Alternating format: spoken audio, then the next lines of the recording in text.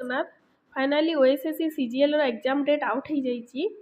प्रथम समस्ते प्रेडिक्ट करते कि 12 एप्रिल 2026 हम किंतु तार ऑफिशियल डेट वेबसाइट आसी जाइए जोटा कि 19/4/2026 माने एप्रिल 19 हवा जाऊँगी ओएसएससी सीजीएल प्रिलिम्स एग्जाम।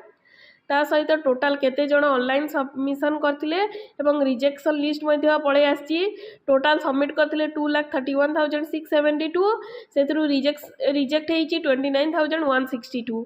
तो समस्त वेबसाइट पीडीएफ डाउनलोड करिकि निज नेम चेक कर दियंतु कि कार कोन रिजेक्ट हेछि या सक्सेसफुली सबमिटेड हेछि।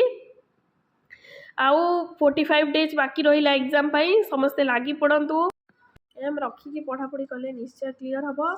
एवं यही यूट्यूब चैनल में ओडिशा जीके कंप्यूटर ये सब MCQ plus total chapter wise revise एवं हैंड रिटन नोट्स सब वीडियो करके छाड़ुची आपण मैंने जाइए देखिपारे और नोट्स करेंगे।